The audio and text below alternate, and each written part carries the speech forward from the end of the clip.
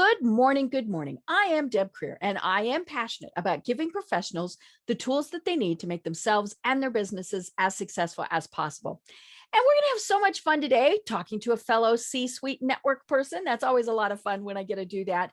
But we're going to be talking about how to be healthy, both kind of in your heart and in your head, because I firmly believe that it doesn't matter what we do with our business. We can have the greatest website in the world, the greatest marketing, the greatest product, but if it's not right in our heart and in our head, it's not going to make any difference in the world. So please join me in welcoming Tina Greenbaum to our program today. Welcome, Tina. Oh, well, thanks, Deb. Thanks so much for having me. I'm Great. delighted. Well, let me tell people a little bit about you, and then we will dive into this.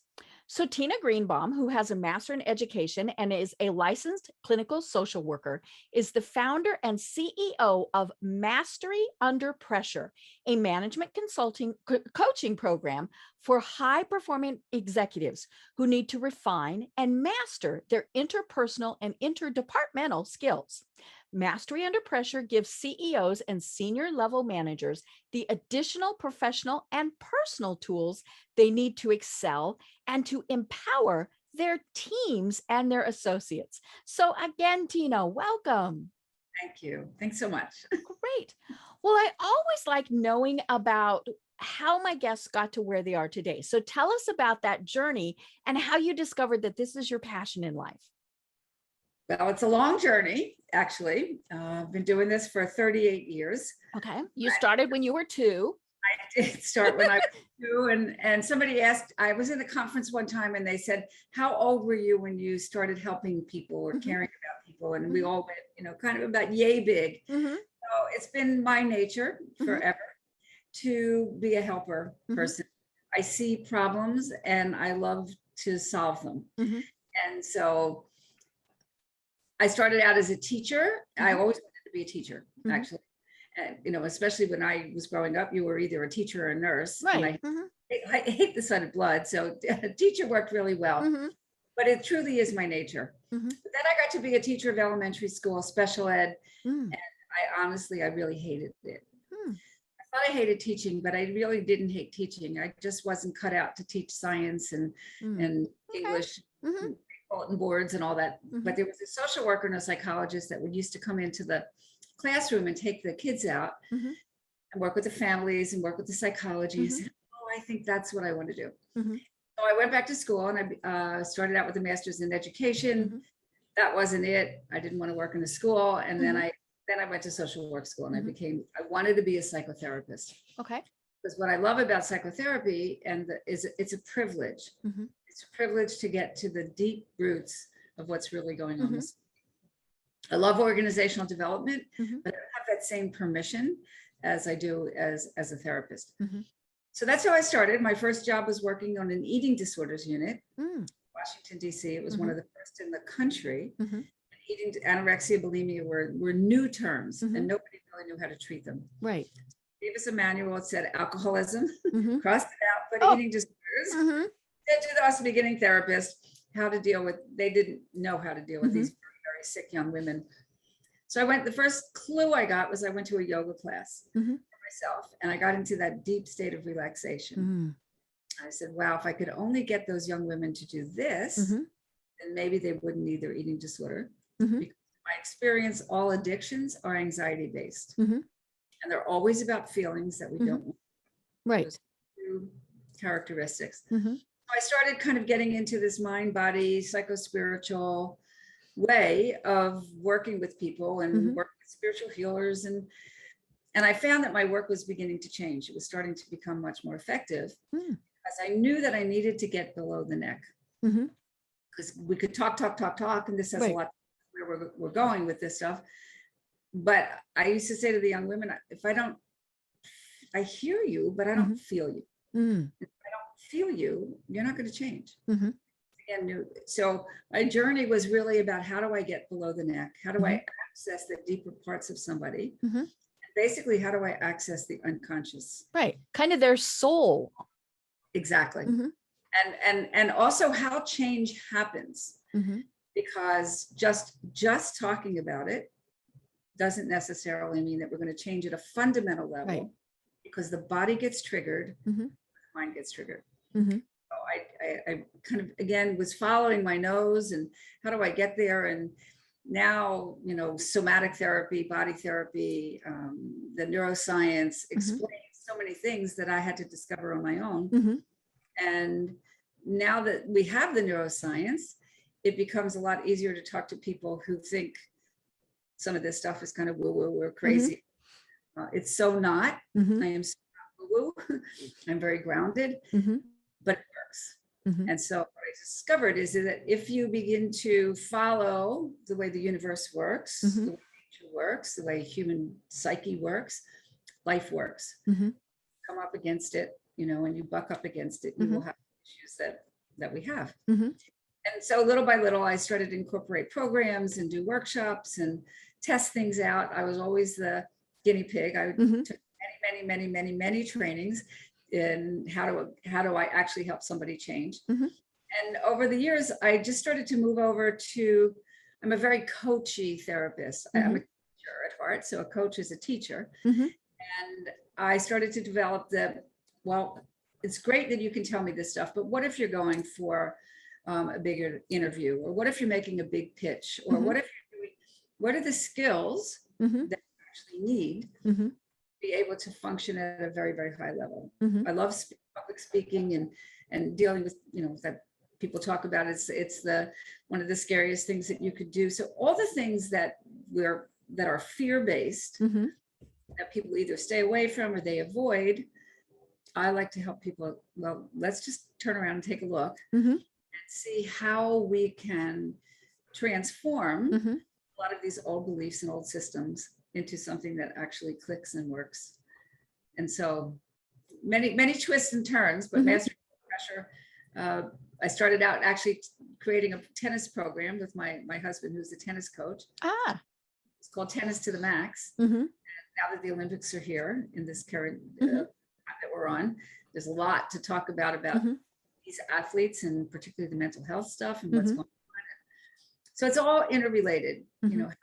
actually deal under a tremendous amount of pressure, Mm-hmm. so that we can really hold on to ourselves, and the body is quiet, so the mind is clear. Mm-hmm. That's the goal. Right. I love it. I love it. Well, you've written a great book. Show us your book. It's called Mastery Under Pressure. And it's a quick read, folks, but there's a lot of great exercises in there. And I was sharing with Tina before the program, I typically, I do read the books, but I skim them more than really absorb them. And I'm definitely going to have to go back on several sections, especially the one that's on focus, and follow the exercises that you have. But, it was interesting when I was reading it, and you just mentioned this, I'm reading your book, and two words came into my mind: Simone Biles. And, you talk about someone who was under incredible pressure, and she chose to say enough, or maybe not enough, maybe pause. I think she's still kind of working through some of these things, but it's been interesting to listen to a lot of the dialogue that has gone on around this. I mean, clearly it has, first we had the young tennis pro who said, I'm not going to do this. And we've had some other people, but I think Simone Biles is clearly one of the most well-known people who has really brought this out. And she stopped, not because of an injury. And it was funny because everybody immediately, oh my gosh, what happened to her? She was like, no, I am not in the place mentally that I need to be. And so it's not going to work. And, we've had people who have said, oh, she let down her team. She let down the United States. And, I'll be honest, there is a tiny little bit of that there, but I'm always one of these people that I say, anytime you have a team sport and you're relying on one person, you're asking for trouble. I mean, because things happen, ankles get turned, all sorts of things. So, but more importantly, she was showing everyone that it is okay to say, wait a minute, I need to step back.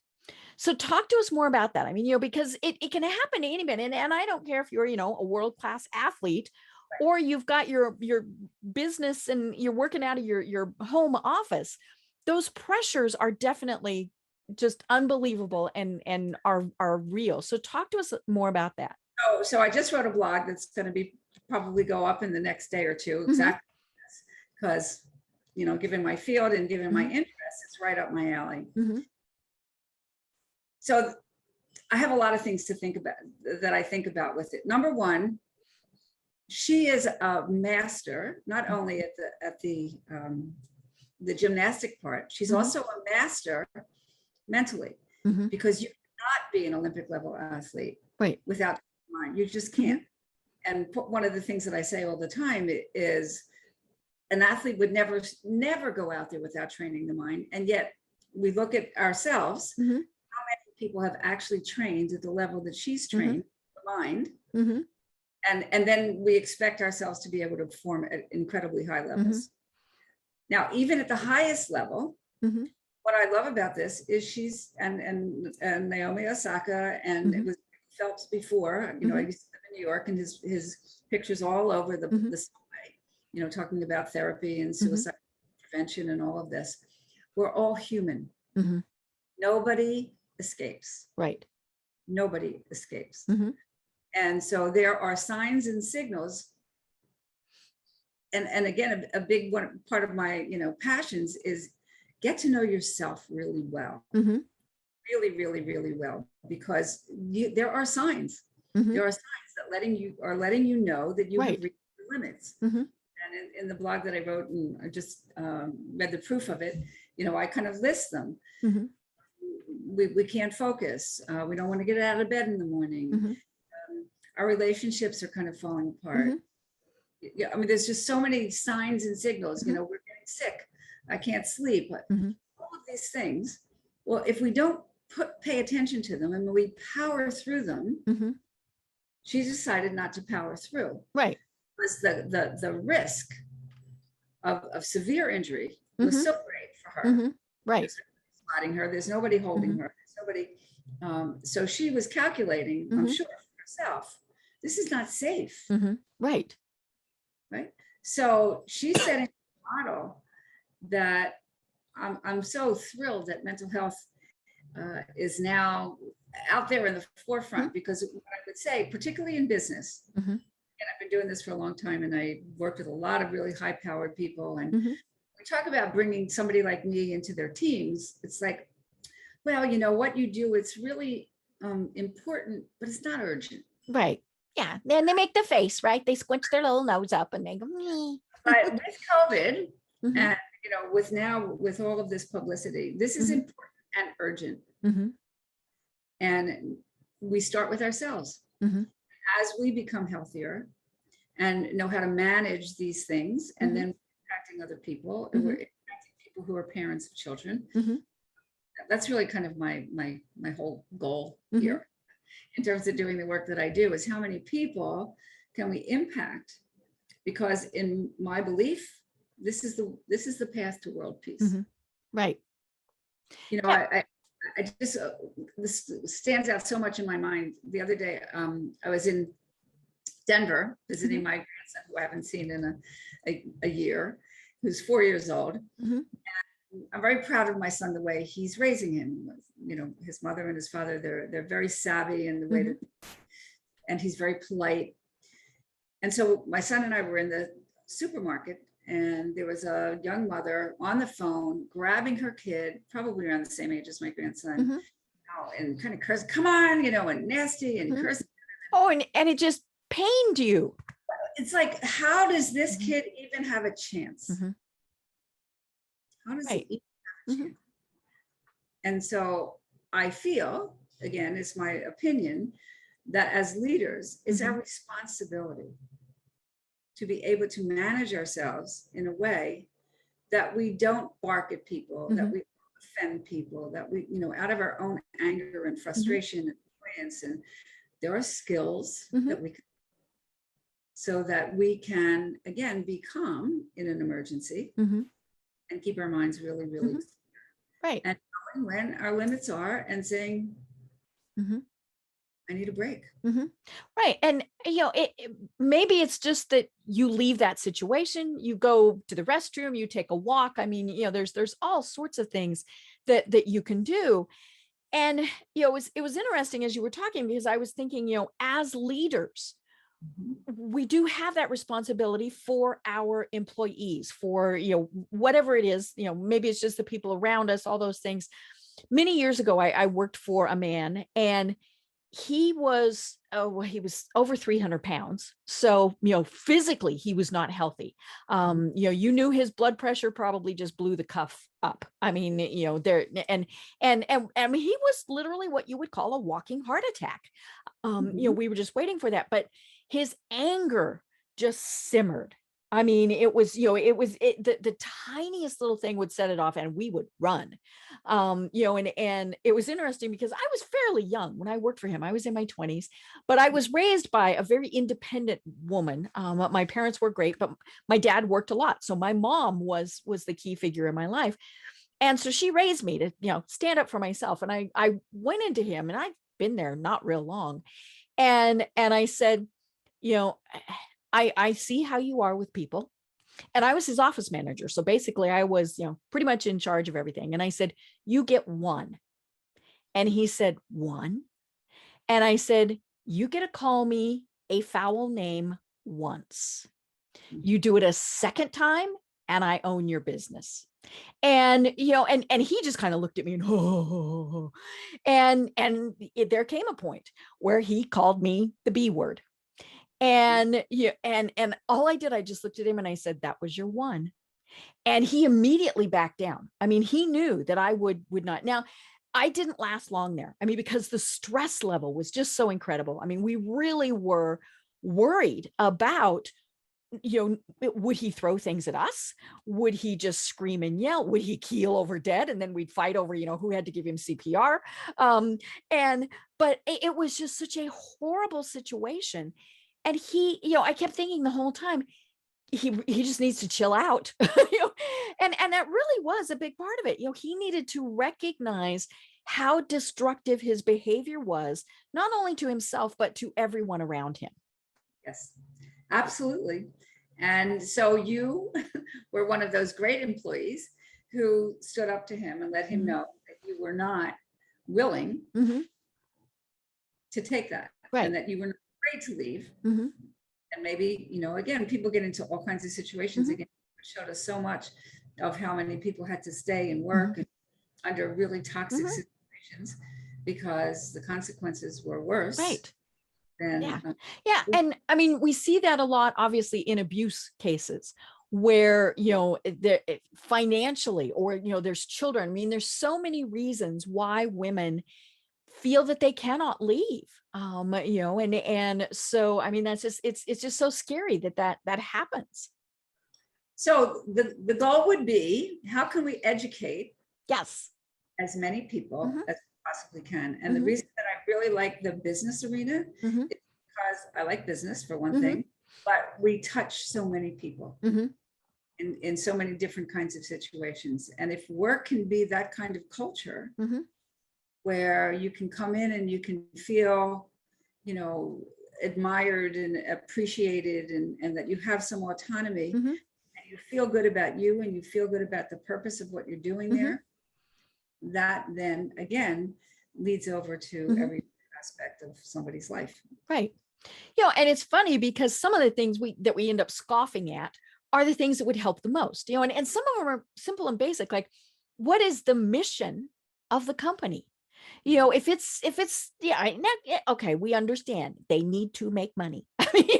No money, no company. So that is always there. But for companies that really have a mission to provide, Walmart, I think, is one of the best examples of this. A lot of people aren't fans of Walmart, but Mhm. their mission is to provide products for people who might not be able to afford them somewhere else. I mean, they have it worded much better, but that's their overriding goal. And so then when an employee knows that and recognizes it, and more importantly sees that that is what they're doing, because you can't just walk the walk, or talk the talk or whatever. You have to be doing both. And so that's kind of where it starts is, from the top, obviously top down, Right. what is important to the company, and then communicate that with the people that you're working with. Absolutely. And again, I've got another blog that says, what do you want to trickle down? Mm-hmm. Because it is all trickle down from the top. Right. Absolutely. Right. And again, we understand companies have to make money, but there are certainly ways that we can be doing things. And there's a variety of things in the companies. Do they have a philanthropic program? Do they recycle? I mean, there's just so many things, but more importantly, do they make their employees feel valued? Do they, it was really funny. Years ago, I worked for a very large company. At that point, it was, I believe, the 7th largest corporation in the world. And I worked for one of the subsidiaries, and I reported directly to the CEO, who was this wonderful man. And we had badges, we had the stinking badges to get into the buildings, and it had our picture on them and our name. And he tells me now, I was the head of communications, and he said, I want every name badge to be redone so everybody's first name is great big. And I went, okay.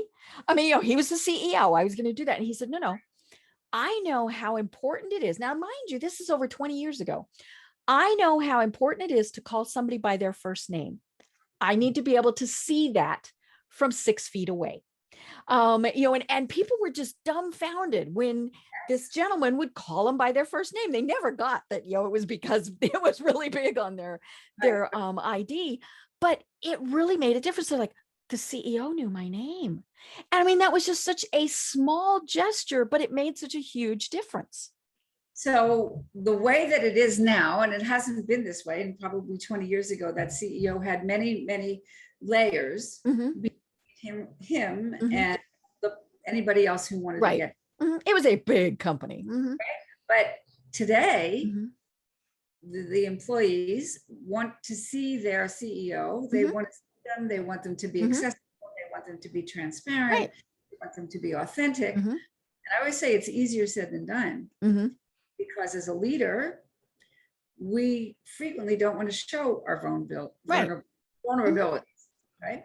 So there's, again, a fine line of how somebody can do that to be really authentic and be there. At the same time, not coming to crying to the employees that, wow, this job really. Right. Yeah. You can't be telling the employees, oh my God. So I always say that being a great leader, or being a leader, you have about as much room as a crease on a pair of pants. Because in group dynamics, every group wants a leader. Every group wants to kill the leader off. Right. They might not want to be the leader, but. Right. So as soon as a leader gets too strong, then they get scapegoated and then start talking. And so it really is an art to, and I don't know another way to be a great leader other than knowing yourself and knowing what you put out. Right. Level of presence that you have amongst and all of these things that are just so critical for somebody to own and know themselves deeply and how they come across to other people. I always say that everybody knows your blind spots, but you want to know them too. Right. And you need to know them first. Yes. So that you can start, oh, there's that pattern that I do again. Here it shows up because there's only so many patterns. And each of us have a couple of them that once we handle them and recognize them in all their kind of hidden ways,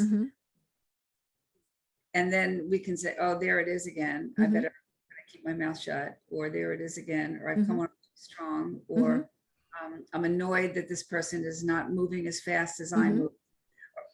Any one of these things that behavior kind of traits that we have, that we can recognize and then choose how we respond, right? So the difference between what you were describing of that gentleman as the reaction, it's just reactive, and understanding I'm having this reaction, and yet I'm going to choose my words very carefully. Right. That You know, should and be all of your life. yeah, Yeah. and you talk about that in your book as to how to recognize those things. And it's not, that you sit down and go, oh, hey, this, I mean, it is a process.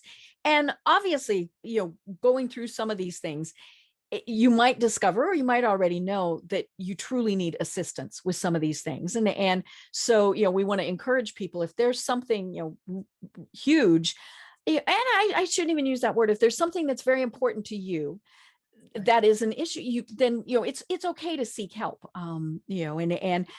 So yeah, because huge to one person is tiny to somebody else, right?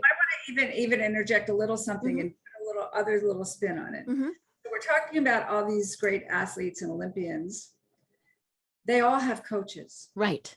Nobody gets there by themselves. Nobody gets there by themselves. Mhm. So in my belief system, Mhm.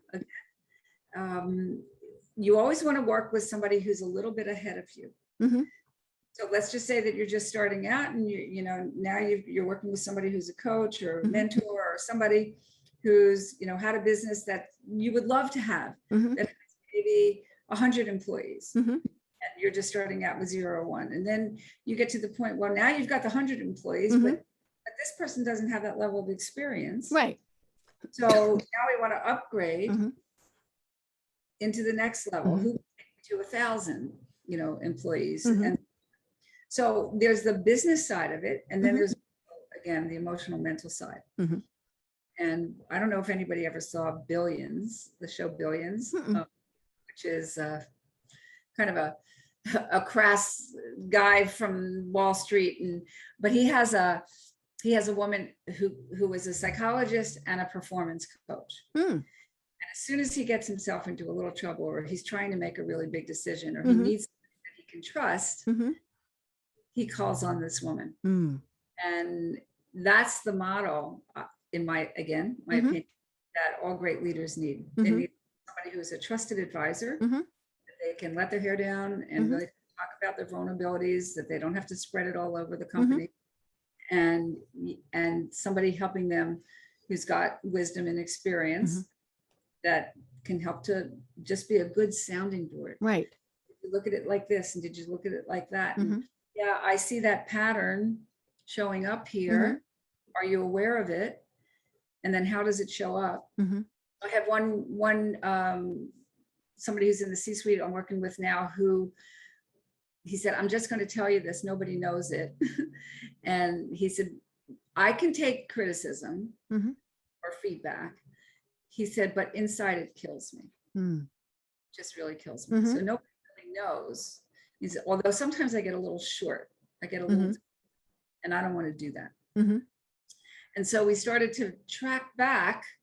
Okay, so what is this experience? Right. Is Mhm. this familiar? Mhm.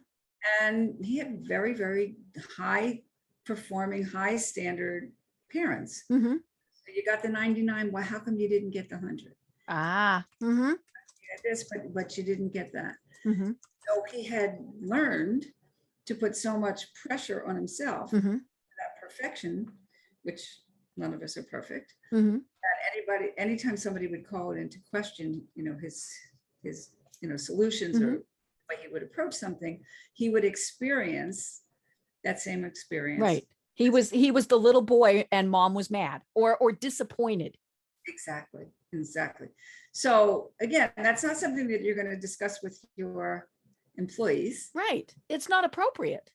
It's not appropriate, Mhm. and yet it's a problem. Mhm. It's an issue. So that if you can manage that, well, then you can now take in what people Mhm. have to say, and you Mhm. don't suffer. Right. That was the whole point. Mhm. So he reports to me now. He said, I do I ever like being wrong? No. Mhm. But he said I could hear it, and I could feel again that my body did not go into that Mhm. response Right. through the work that we did. Mhm. And you're so right in the body reaction. I mean, we tense up, we close off, the whole body language thing. And then immediately whoever you're talking to knows, uh-oh, and I know obviously there are people who want to get that reaction out of you for whatever reason. But there are also those who recognize, oh, danger, danger.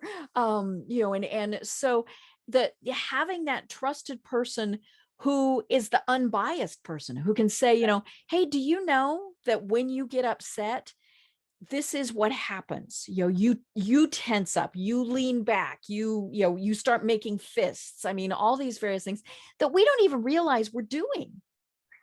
Exactly. Exactly. So the beginning part of it's really the way of transformation. And a lot of times people think, well, I don't want to really do this work. I don't want to go back to early stuff. I don't want to that kind of pain. I don't want to do this. I don't. And what we actually discover is there isn't anything that you don't already know about yourself. And it's just a bit of an uncovering. You say, oh yeah, I remember that. And the way that memory gets laid down is one memory triggers another memory that triggers another. So we only need to get into one sensation of a particular experience. And the bigger mind will then make a lot of the connections for us. Right. I remember that. That's now we've got a depth of understanding, because people wouldn't talk to their worst enemy a lot of times the way they talk to themselves. Oh yeah. Oh, we say horrible things to ourselves. Horrible things to ourselves. So therefore, when you do that, all you're doing is repeating the horrible things that were said to you. And it takes you down, this nasty spiral. So I have a thing about, I call it productive thinking instead of positive thinking. I think of positive thinking and thinking, oh, everything's so wonderful. Right. Yeah. We're going to be Miss Pollyanna today. But inside, I'm really feeling it. The insides, that if we don't buy it, then it's not going to happen. We will find some way to sabotage. So again, having permission to be able to help somebody get inside what is this really about? And can I change my thoughts? Something that produces something useful for me. So I have a choice. Once I have this level of awareness, awareness is the first part. You can't change anything again. Business, and you've got a sheet of data, and you're analyzing the data. You don't know what's working, what's not working. You analyze it. Well, it's the same thing with our personal. Right. Yeah. I mean, we do that with our business. Why not do it with ourselves? How did I get here? How did I get to this place? What was I thinking? What was I that brought me to the situation where I blew up at somebody? Just as an example. Okay, so now I get it. I was really doing fine, and then I got a call from one of my kids. Dad, where are you? I thought you were coming to my soccer game and here, and then that little voice went bing. but unconsciously, again, it registered, and then you went back to your work. But now there's some little nugget back there. Yeah, that little guilt bug is in there going, you're a horrible parent. Right. But again, if I don't take the time to even acknowledge how I feel about it, the next person that comes along, I may just be really short-tempered and, kind of take it out on that person. Right. So I like to say, do my thoughts produce something useful for me? I'm noticing that I'm feeling this way. I realize that I kind of fell short. I might even go back and apologize to that person. Might even do that. Right. Sorry that I jumped at you. Yeah. And just say, this was going on over here. And you don't even have to say why. You can just say, I'm sorry, I was distracted. And I took it out on you. I'm terribly sorry. Right. And then you go home and you deal with your kid. Right. And that's how, when we, when we look at things and we don't run away from them, it gives us knowledge and power. Right. Personal power. That's really where personal power sits. I get to choose how I respond. Right. One of the things that I've been talking with several of my guests about is, especially for women, the imposter syndrome. There's so many of the things that fall into this, the we're not worthy. We shouldn't be here. why are we even trying this? We're not smart enough. We're not good enough. I mean, all of these various things. And we've talked ourselves out of it before we ever even get there. And it is hard because one of the things that I think is that many times when those little voices started, it was somebody who meant to do good, or they Yes. were trying to protect you, but then you internalized it and all of these things. And so maybe it was just something as simple as a teacher saying, girls aren't as good in math as boys. Mhm. And she or he was just trying to convince us, go into something else, and so they weren't trying to be mean. They weren't, but at the same point, that little voice started in our heads and then has gone ever since then. I'm not good enough, and all these various things. And of course, this happens to young men too, where they're told, you're not handsome enough, you're not smart enough, all of these various things that they're told. And sometimes I think it's even harder on them because they have the additional pressures of they have to be the breadwinner, they have to do this, and those pressures are just incredible. Yes. All of the above. Okay, end of the show. No. So let's just talk about it for a little bit. Number one, we need to recognize that voice is going on. Yeah, it's there. It's It's not there. good or bad. It's just there. Well, it doesn't help us. Right. Yeah, does that thought produce something useful for me? That would be my first line of defense when I realize how I'm talking to myself. And then, is it true? Is it really true? Right. Am I really not good at math? Maybe I'm not. Okay, so if I'm not, that's okay. But maybe I'm. But it's, that again, when you're moving up in the world, particularly if you're an entrepreneur, you're pushing towards becoming something that's bigger than even imagine. We have to grow into ourselves. All of us have tremendous amount of potential from the time that we're born. And given a lot of the life circumstances and so on, and the opportunities that come our way, we have opportunities to really kind of expand on this potential. So let's just say that we have this dream that we want to be, I don't know, a doctor. It's just a simple, I want to be a doctor. And do I have the skill? Aptitude is actually, it's not the skill yet. Do I have the aptitude to be a doctor? Right. So you mentioned you didn't like blood. I like helping people, but that was not going to be for me. So it's being honest with yourself, and really good mental health is really about how can we witness ourselves. So many times you've heard me say, I kind of stand back and look at myself and become aware, and how am I thinking? And this is all from an objective point of view. When we get into this imposter syndrome stuff, and that's not objective. Right. It's irrational. Or if it's rational, let's name it. Right. I was a very, very, very good student, but in geometry, I could never see. those lines didn't line up. Oh, they lined up, but they never emerged as shapes. So my brain not make those three-dimensional pictures. Right. So all A's and B's, mostly A's, but a D in geometry. Oh no. Oh yeah, it was bad. So then I got the idea that I wasn't good in math. Right. Because geometry is math. Right, but it actually wasn't true. I was very good in algebra and I was very good in trigonometry because it's up to my brain the way that I think. So again, we come back to this point of self-knowledge, self-awareness, right? And now I can witness, I can see, I may be in a problem, but I can also notice that I'm outside of the problem. This is the key. It's called the witness or third eye, or where you have that objectivity.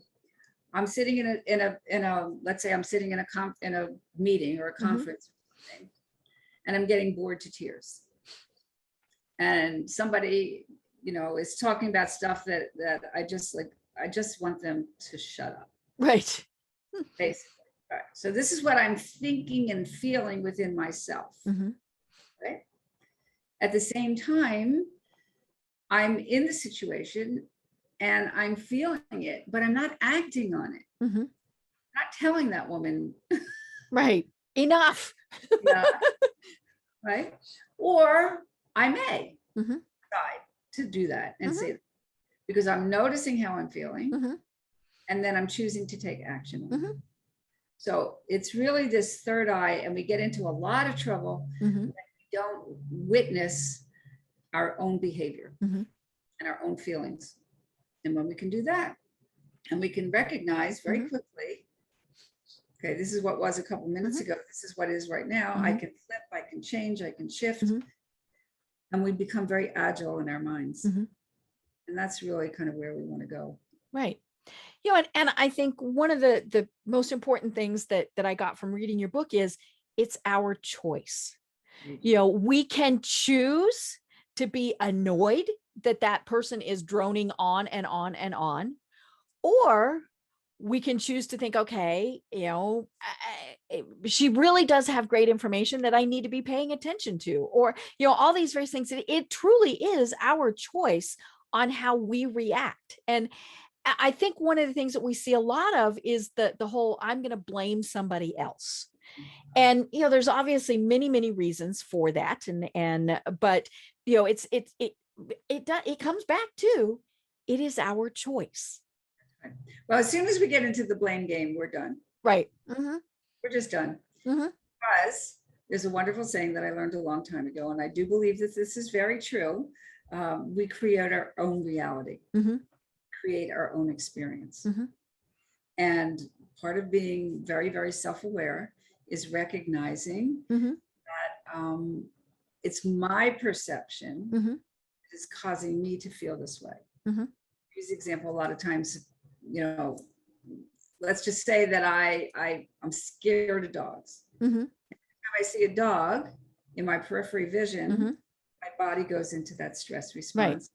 Right. The body gets triggered before the mind. Not walking with you, Deb, and you love dogs. Right. And you go over and you're petting it and you're petting it. Okay, same dog, different experience. So we create our own reality. And we can, when we can accept that, things go bad or poorly.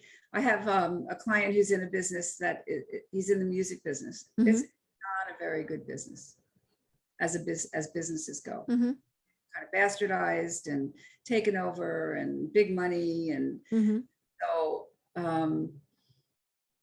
at the same time, it makes him very angry that he's not respected for all his skill, because people are going into, you know, doing their own electronic music, and he's got this. And so, you know, he spends a lot of time. Is it me? Or is it the business? Or is it both of us? And until we can find ourselves in there, say it's an industry that is very difficult to actually make a living in the practice. Do I want to stay there? Right. Even though I have the passion for it. You know, or is it me that I have expectations that are unrealistic, and I'm the one that needs to change? Right. And, yeah. You know, and we do get so vested in those decisions that we have made, whether it's, you know, that you know, maybe it's personal, you know, I've been in this marriage forever, or I've had this friend forever, or this job forever, or, you know, I studied for this, all these various things. You know, I trained as an Olympic athlete, and, you know, and I mean, I can't imagine someone who went through everything that Simone Biles has gone through to get to where she is today, to have the courage to say, no, you know, because I mean, everything she was doing was building up to that, but she knew I need to take a step back. Now, you know, who knows what's going to happen from here on, but we get so vested in what we have done, what we have been. One of the other things that I heard through this was Michael Phelps. He was saying, you know, when he retired, and he came out of retirement a couple of times. I mean, you know, when you're that young, you kind of, you know, it is truly, I mean, you know, you see these Olympians who are teenagers, and I'm like, oh, good golly. But you know, he said when he was no longer a swimmer, what was he? And he said, he truly thought there's no me. That was what my entire identity was.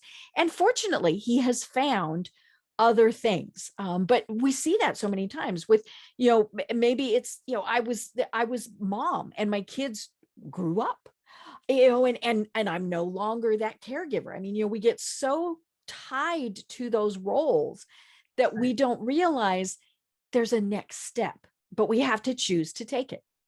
That's right. And when we make those choices to delve into, I have my youngest son was a soccer player. Mm-hmm. That was his passion, and he had the talent Mm-hmm. going and going. Mm-hmm. He could have been very realistically, Mm-hmm. on the national team or on Mm-hmm. a professional soccer team. Mm-hmm. Got to college, and he went to Brown, and he felt like he was like a piece of meat, Mm-hmm. just, something that the school was going to make a lot of money on. Mm-hmm. And he got interested in theater and literature, and trust me, his sophomore year was very, very, because when he was a freshman, he was the big man on campus. Mm-hmm. Right. He was the soccer star. Mm-hmm. He was a star. Mm-hmm. And he went through his own period of adjustment and Mm-hmm. searching and who am I, and so these things are so important. Mm-hmm. They're so important in terms of really understanding the choices that we make, the ramifications, the consequences that our choices have. And again, I've said it once, even in this hour, about 1,000 times, getting to know yourself Right. at a deep level, Mm-hmm. and be curious about who you are, Mm-hmm. and what makes me tick, Mm-hmm. and what gets me excited, and what really kind of turns me off. Mm-hmm. What do I stand for, and who Right. do I stand for? And Mm-hmm. it will raise not only the level of your organization, but it'll raise all of us up. Mm-hmm. That boat that we all, Right. Yeah, that boat rises when we do. And it's interesting because I work with a lot of business owners who are just starting out, or maybe and one of the biggest problems that I see that they have, and I fell under this too, was I must, I'm doing this, so I must be able to do it all. I can't ask for help. I can't, I can't figure out how to do my own website. I can't figure out how to do my own taxes, and it's perfectly fine. I tell people, I'm sorry, I wouldn't try and do open heart surgery on myself by watching YouTube videos. It's okay to ask for help. And that comes back to having that trusted person, or, maybe it is just the CPA or whatever. It's perfectly fine to say, I need help with this. I'm not an expert in it. Well, I have a really close friend who has her favorite saying, and it's become my favorite saying: if it's not your genius, it's not your job. Mm-hmm. And Right. again, a person who's just starting out is going to say, well, I don't have the money Mm-hmm. to pay for somebody else to do this. Right. Lots of different ways that you can trade with people. Mm-hmm. Somebody's going to want your services. You're going to Mm-hmm. want their services. Starting sometimes with interns, and Mm-hmm. just finding ways that you can find people who have a Mm-hmm. similar vision that you Right. do, and that you can support one Mm-hmm. another. Because the truth is, what I've learned is that to scale a business, to make it as big as you might dream it could Mm-hmm. be, to think that you're going to do it by yourself is a myth. Right. And it doesn't matter. Maybe you're that one man band. I mean, like me. I mean, I'm my product, but I still need people to support me. Yeah, always. My father never wanted any employees. Mm. He had one employee, a Mm-hmm. woman, kept his books, and he did everything himself, Mm-hmm. everything else himself. And that's the way that he chose Mm-hmm. at that level to keep his business. He never wanted it to get any bigger than it was. Right. For computers, he had to see somebody to do his taxes or did the administrative stuff. And that was it. Mm-hmm. And he had a very nice living, and he was, kind of very content, and he raised us very well. Mm-hmm. Other people may have bigger dreams Mm-hmm. than he had for a business. Mm-hmm. So we have to scale ourselves up Right. and always be in reality about what can I do? Mhm. And what can't I do? Right. You talk about fears in your book, and one of the ones, and I don't remember if this was in there or not, but the fear of success. The what if Yes. I'm good at this. And I think that's one of those things that people, it seems like a really silly fear, but a lot of, and maybe it's just, what if I'm in so demand as a speaker that I'm traveling too much? Or what, the what ifs, or the whole big things, those are the bugaboos that really get us, right? But that's where then you go, okay, so this is great, this is fabulous, but here's the boundaries I'm going to have. I'm on, I mean, we see movie stars do this all the time, where they do not travel. They only travel X number of weeks, or something like that, because they want to be with their family. Business people can do that too, and if you have to turn down business, well, that, again, that was your choice. You're And either choosing to be one or choosing to do the other. I did that while I was raising my children, Mm-hmm. three children, and I worked 3 days a week, Mm-hmm. 20 hours a week, Mm-hmm. and I never went over the 20 hours. Yep. And that was that's Mm-hmm. how I could live with me. Mm-hmm. Because I chose to have these children. Right. Right. Nobody made me have them. Mm-hmm. I love being a mom, Mm-hmm. and I love being a part of their lives. Mm-hmm. And I love my work. And so I worked again for years part-time.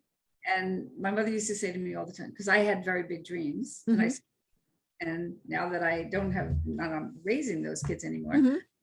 I'm able to do more of the things that Mm-hmm. because I always had an idea. I always had a question, Deb, that it was like, what would it look like if I actually lived my potential? Mm.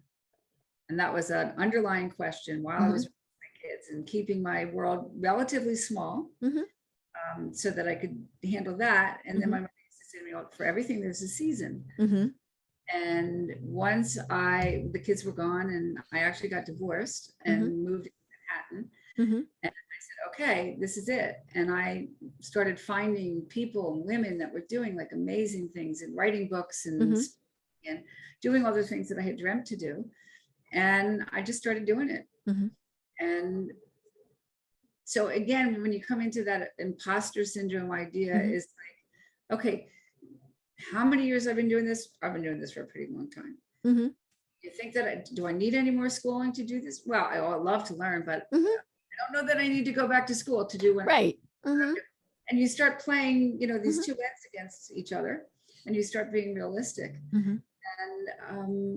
and having people along the way that believe in you, support you, and give you the freedom, and you give yourselves the freedom to grow. Right. And it is about who you surround yourself with. I mean, when you were home raising your kids, there were probably people who said, you're only working 20 hours a week. No, you should be working 40 hours a week. What's wrong with you? And so you just don't have those people. And sometimes those people, you kind of get stuck with them. I mean, you can't always get rid of some, but in many cases you can choose to not associate as much with them. It's, I had, and just remove yourself. I mean, the friend of mine the other day was saying, ugh, everything I read on Facebook is so negative and yada, yada, yada, yada.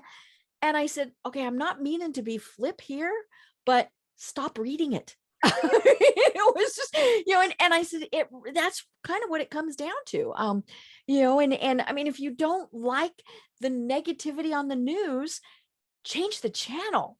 Yeah, we can't, we shouldn't bury our heads completely in the sand, but we don't have to watch whatever the major network news is, for 24 hours a day. Just because they offer it doesn't mean we have to watch it. Right.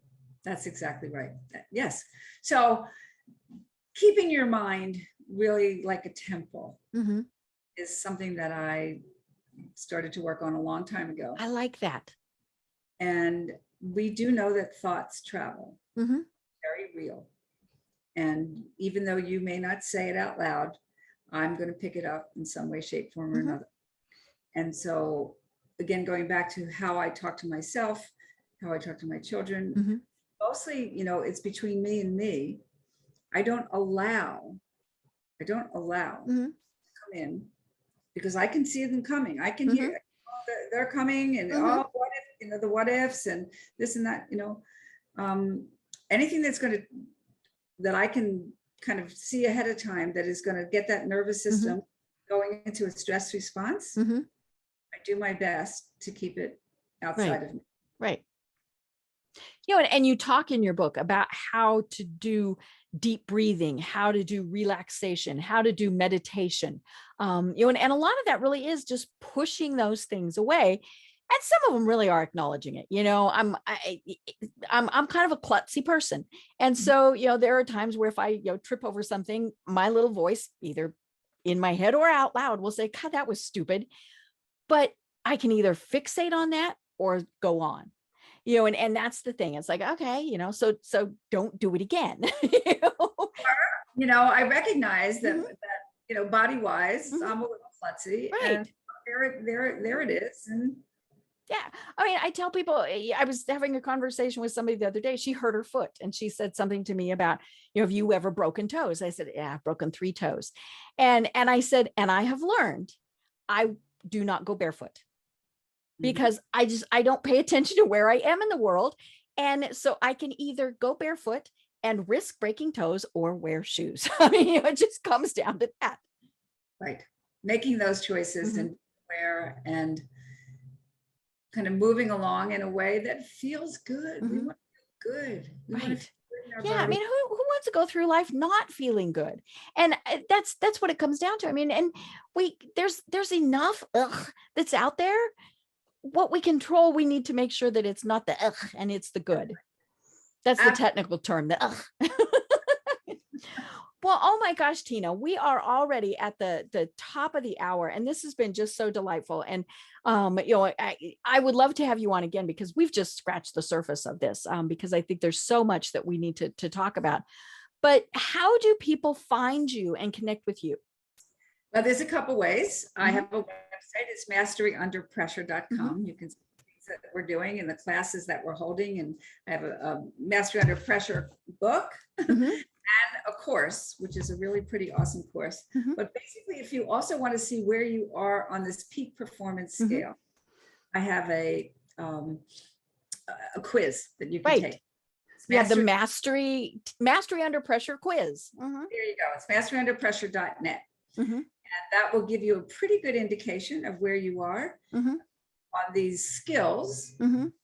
that we've been talking about to help you go from anxiety over Mhm. here to performance over here. These are the things that go in there so you can see where you are. Mhm. If you want to get in touch with me, there's a way that you can do that through the quiz, and make a 30-minute consultation if you think that we've said things here that you would like to work with and go a little bit deeper because Great. And there's a I'm lot. assuming that you work a lot virtually. I work, I think I can count on the last 7 years that I've been in California, maybe 5 times I've seen people in person. Yeah. So I mean, that's a whole nother subject. I miss seeing people, but I also like the fact that I can talk to and people around the world. absolutely, absolutely. So yes, I do work virtually. I'm very used to it. I've been doing it for a long time. Mhm. And actually I find it very intimate. So it's Mhm. not quite so distant. Great. I love it. I love it. Well, this really has been fabulous. And as I said, I would love to have you on again. But until then, what final thoughts would you like to leave everyone with? But one other thing, I'd love you to get in touch with me on LinkedIn. Mhm. Oh, yes. LinkedIn, of course. Mhm. So the final thing that I say, and it really is part of the mantra of my life, Mhm. what's in my control, what's out of my control. Mhm. As soon as I start to feel stress, and I know how that feels in my body, Mhm. I hit you in a different place. For me, it's my shoulders. As soon as I start to feel that, it's like, what's in my control, what's out of my control. And then I Mhm. can, that vision, I can see things much more clearly, Mhm. and I can choose. Okay? I can problem solve and figure it out, and then I can move on my way. Great. I love it. Well, I've been having a delightful conversation with Tina Greenbaum, and you can find her information at masteryunderpressure.com. I am Deb Creer, and until next time, everyone have a great day.